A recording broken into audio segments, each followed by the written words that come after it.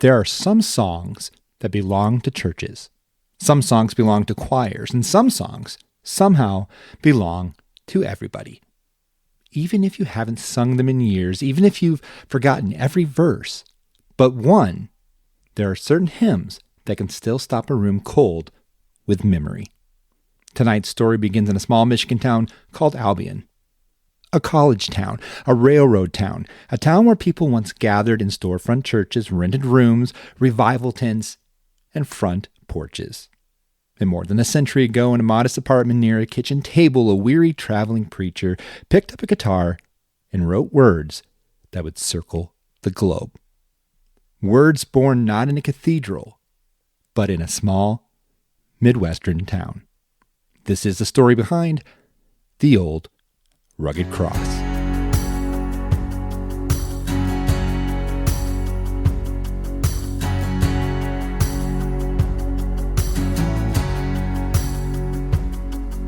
Hello and welcome back to Midwest Small Town. This is Dan, your host and your small town enthusiast. And of course, today we are getting into the story of the Old Rugged Cross, something that I came across when I was looking at some of my online material. And my friend Veronica, who is from Michigan, really caught this story and caught my eye. And I thought, you know what? We're going to switch kind of what we're doing here at Midwest Small Town. We'll talk about small towns. We'll talk about where to go, stay, and play all across the Midwest. But of course, we are going to get into some of the stories of these places as well. And of course, today is one of them. If you grew up anywhere near a church in the Midwest, you know this song, Old Rugged Cross. Maybe your grandmother sang it while washing dishes. Maybe your grandfather hummed it driving gravel roads at dusk. And maybe it was played softly at funerals. I know for me personally, that's where my connection for the Old Rugged Cross came from. Or maybe it was sung loudly on Easter Sunday. On a hill far away stood an old rugged cross. It is difficult to overstate just how famous this hymn became. By the middle of the 20th century, the Old Rugged Cross had become one of the best loved Christian hymns in America. It crossed denominations.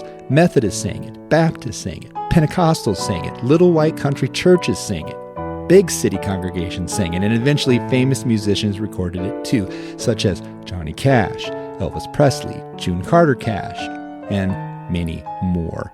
Even generations later, the hymn still carries an emotional weight few songs ever achieved. But here's the surprising part.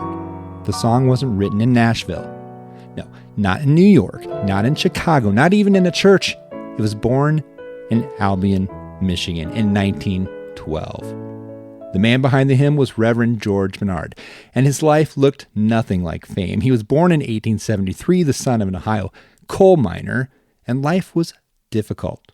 Hard work came early. His family later moved west, and Bennard spent part of his youth in Iowa. And I'll stop here just for a second before we go on to the next part. That hardship that I was talking about. His father was killed in a coal mining accident in Iowa, and it looks like young George had to really support his family.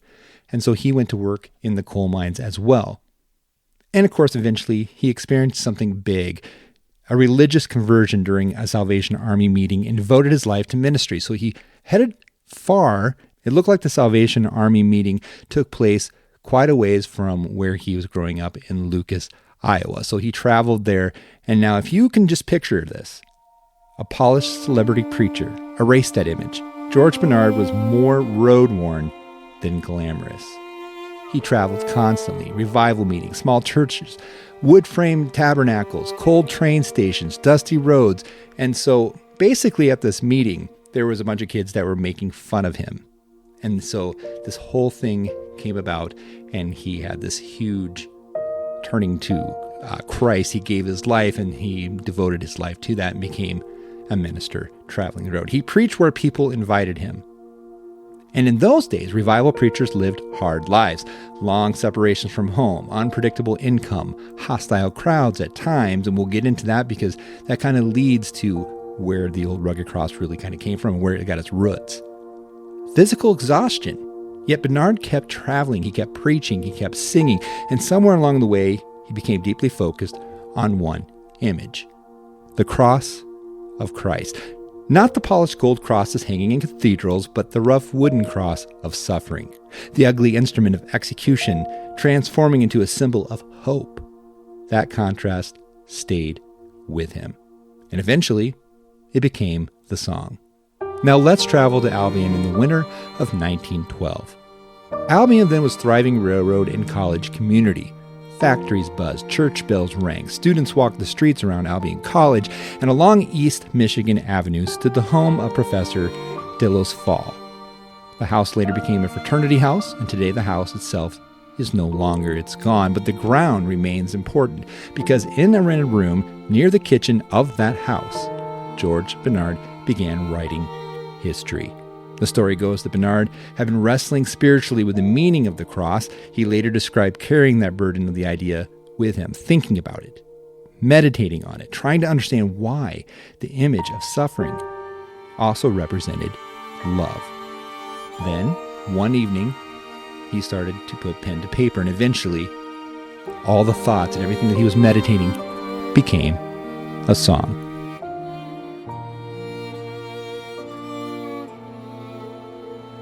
And the words, they began to just flow. They began rhyming, not all at once, not lightning from heaven, just line by line, slowly, carefully. The first verse, then the chorus. He reportedly worked them out with a guitar nearby, and suddenly, there it was. So I'll cherish the old rugged cross. That line alone feels timeless now. But in that moment, it was brand new. So I'll cherish the old rugged cross. A traveling evangelist in a rented apartment in Albion, Michigan, writing words no one yet knew, words that would someday be sung around the world. But to really understand the story, you have to understand revival culture in the Midwest. In the early 1900s, revival meetings were everywhere. Temporary wooden tabernacles, brush arbor meetings, packed churches on freezing winter nights. People came for the preaching, for the music, for community, for hope. And sometimes entire towns shut down socially for Revival Week. And the music mattered. Songs needed to be simple enough for ordinary people to sing. Memorable, emotional, honest. This was the genius of the old rugged cross. It wasn't complicated poetry. It spoke plainly. Suffering, shame, love, sacrifice, hope. And the melody itself carried a kind of ache. You can almost hear the dusty roads and the kerosene lamps in it. It sounded like America, especially small-town America. Now here's where the story widens.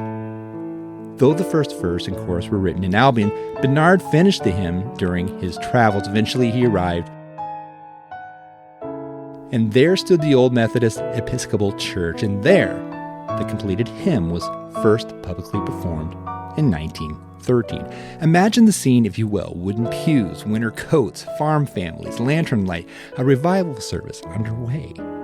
And then this unfamiliar hymn begins. No one in that room could have known that they were hearing a future classic, but apparently people responded immediately. And the melody itself carried that kind of ache that I was talking about. The song connected deeply. Soon, evangelist Billy Sunday had helped spread it nationwide, and from there it exploded across America. Now understand what I was talking about earlier.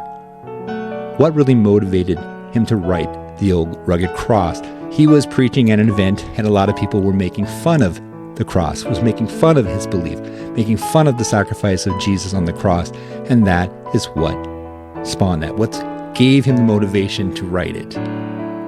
And here's the part of the story that feels very Midwestern. George Bennard did not become wealthy from the hymn.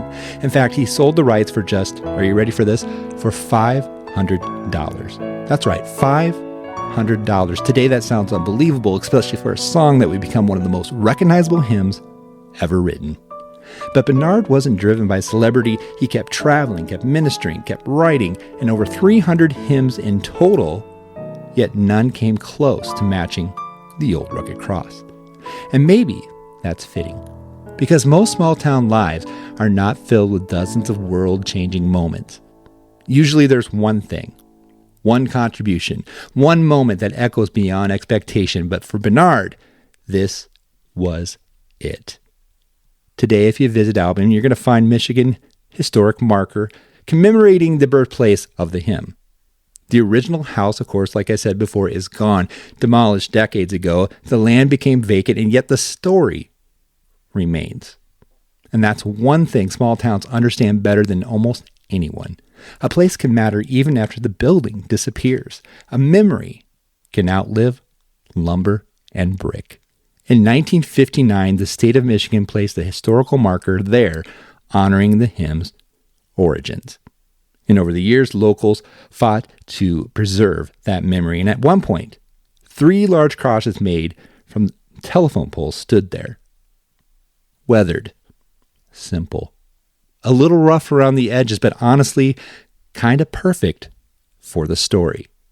In 2020, the historic marker itself was damaged by a vehicle, but the people of Albion rose to the occasion and restored it. Because that's what small towns do. They pull together and they remember. So why did the old rugged cross survive when thousands of other hymns faded?